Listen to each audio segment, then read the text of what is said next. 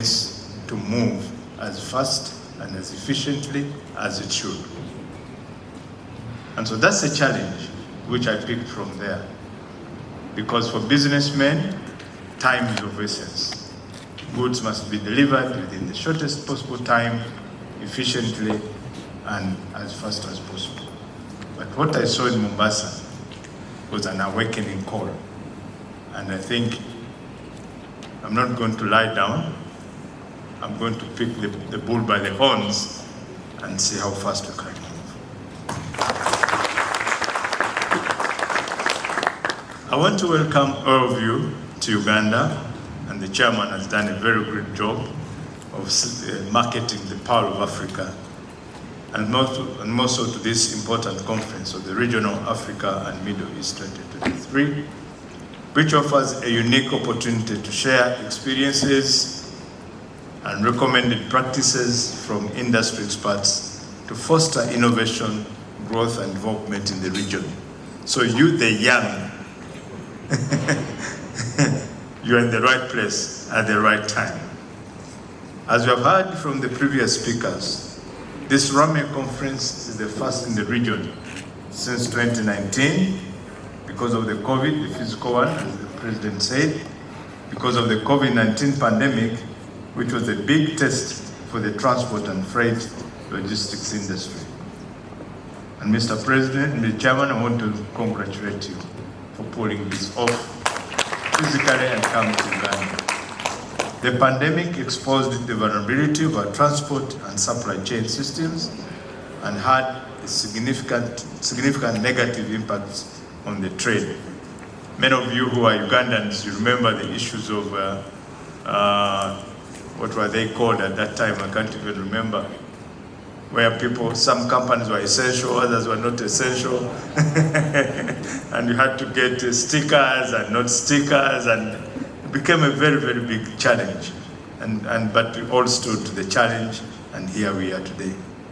Therefore, this year's theme, promoting resilience, adaptability, and diversity in global supply chains, is very appropriate because of the need for our transport and logistic industry to be more resilient, to keep up with the ever-evolving world.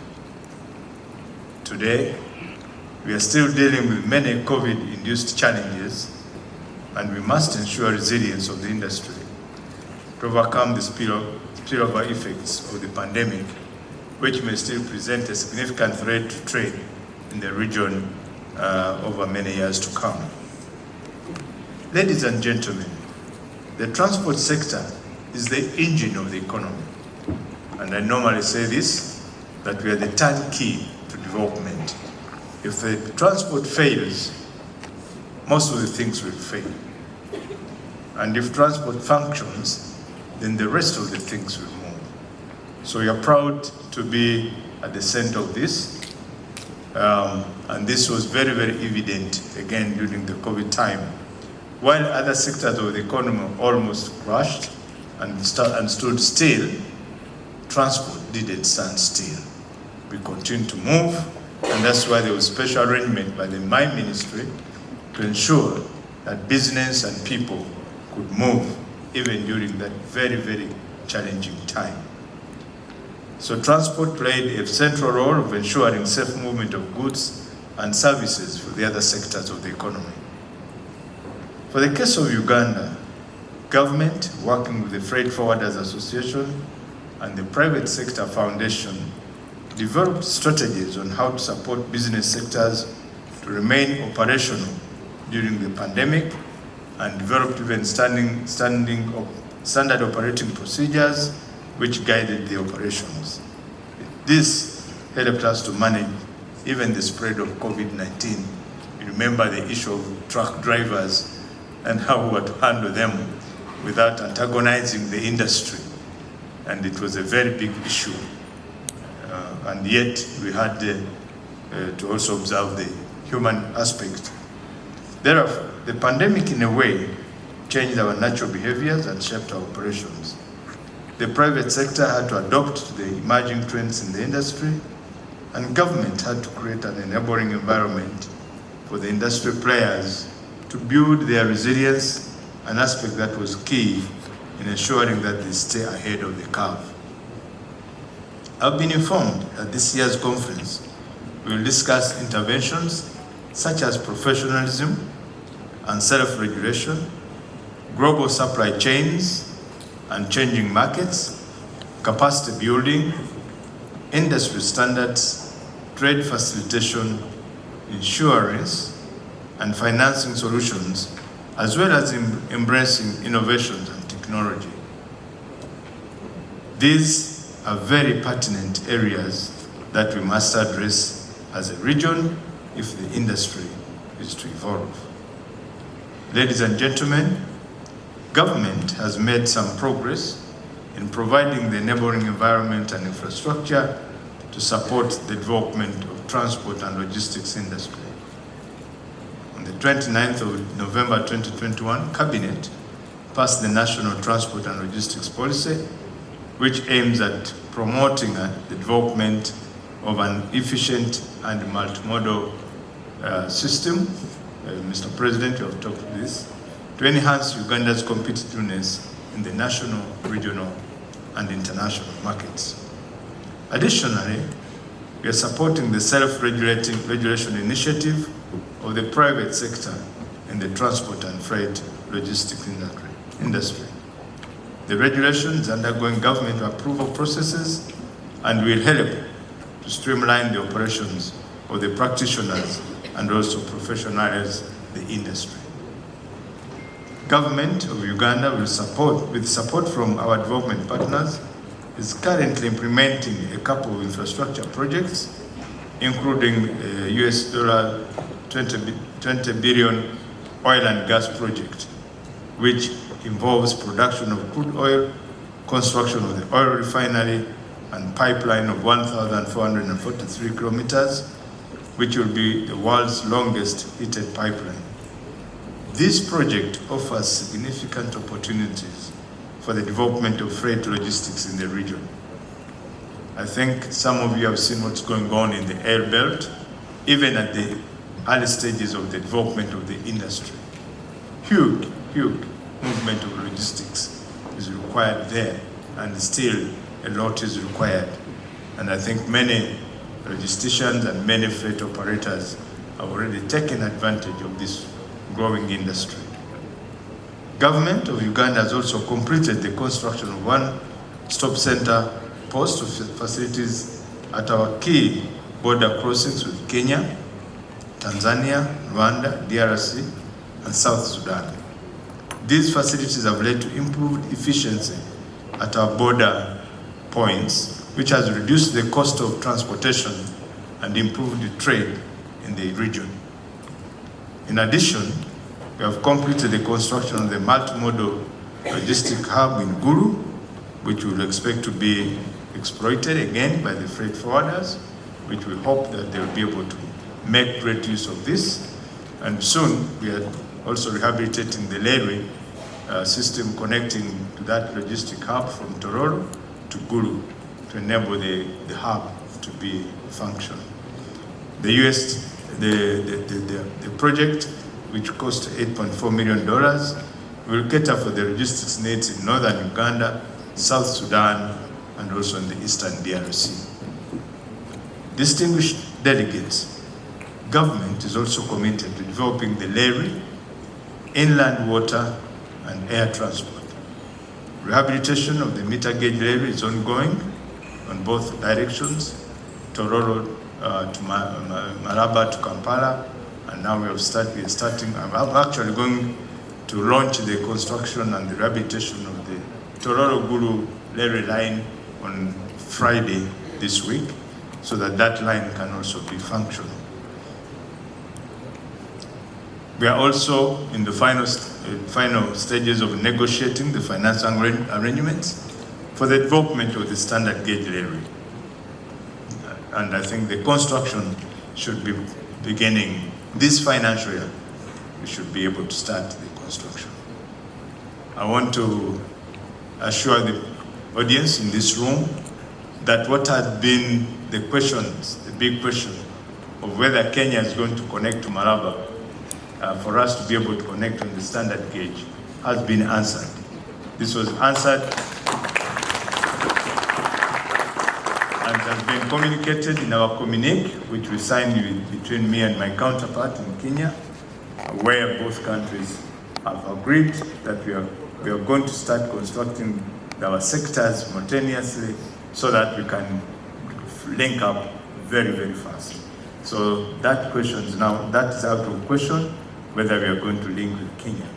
And Uganda, of course, as you have heard, we are the hub, we are the center in the region, and we are not going to just evacuate the goods from Mombasa or maybe from Dar es Salaam only into the capital city. We have to continue evacuating these goods to Congo, to Rwanda. So our standard gauge railway lines will have to extend from Kampala to DRC, to South Sudan, and to Rwanda. So we have a big investment to carry out on that infrastructure. Underwater transport, government is developing the trimodal port at Bukasa for cargo connecting to Musoma or Mwanza in Tanzania and to Kisumu in Kenya. Already phase 1 of the project is completed, and we think by 2024 we shall be moving very fast on that one. Under air transport, government revived the national carrier, Uganda Airlines, to reduce on the cost of doing air transport and ease connectivity to and from Uganda. Honorable members and delegates, our intention of revising the airline was not so much for the airline to make quick money, profits. It was really to facilitate you people doing trade so that we can support. The airline itself may not make money immediately, but will support the other sectors of the economy, including the tourism, including trade, including export of our, especially our fresh foods. So I would recall upon all of you to highly utilize the airline. Please use this airline so that it can be able to facilitate the economy. We have been in discussions with the fellow ministers within the region, and we are trying to see whether we can talk to our airlines, because most of us have airlines here, in terms of reducing the cost of the air travel, because it's still somehow prohibitive. And so we think that we should find a way, especially working with the ICAO and the FIATA and all these other bodies. If we can find a way of reducing the cost of fuel, for example, then to also reach into reducing the cost of air transport. We want to change the belief that air transport is for the rich, it's for the educated, it's for the elite class. We want air transport to be available to every person who want to use it. Also, our international airport, Entebbe International Airport, is undergoing upgrading with a view of increasing its handling capacity for both cargo and passengers. In addition, the construction of our second airport, Kabarega International Airport in Hoima, is near completion. We already finished phase 1. Actually, as I speak, that facility was constructed more to support the growth of the oil industry and to bring in cargo and equipment which possibly could not come by road. And as I speak now, with the facilities there, we can start landing the cargo planes. But we're moving towards the second phase to make it an international airport, which will be able to handle international flights. Ladies and gentlemen, the RAME conference therefore presents a unique opportunity to Uganda to showcase our potential as an industry and the nation at large, and I'd like to take this opportunity to thank FIATA for entrusting Uganda Freight Forwarders Association and the private sector fraternity to host this important conference. My ministry will continue working with the Uganda Freight Forwarders Association and the Private Sector Foundation to enhance the development of logistics sector in Uganda and the region. Finally, I wish to commend the partners, the sponsors, and the organizers of this conference for a job well done. Madam talked about it. Thank you very much. It was not easy putting it to this level. Thank you very much. Once again, I welcome you to Uganda and to the region, to the Region Africa and Middle East Conference 2023.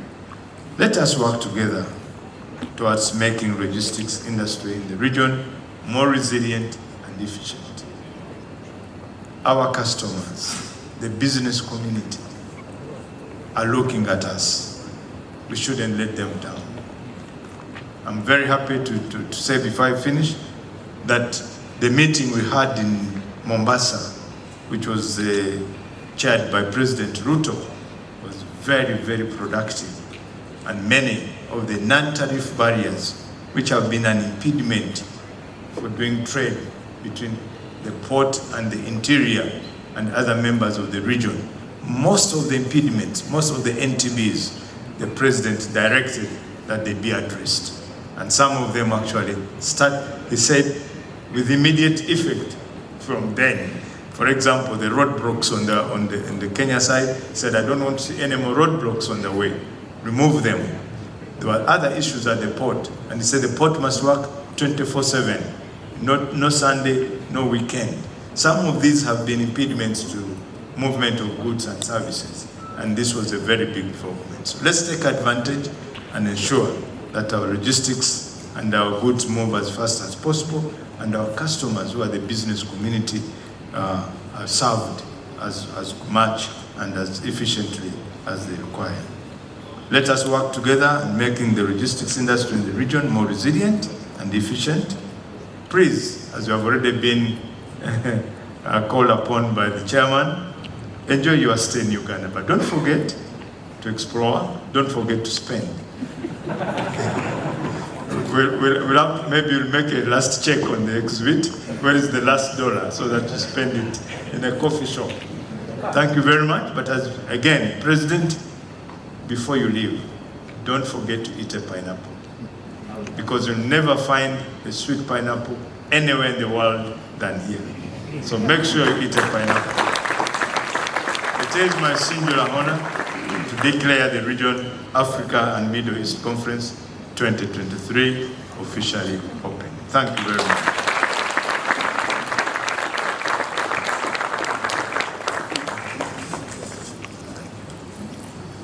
Thank you very much, General. Before you leave, if you could just come to the stage, for us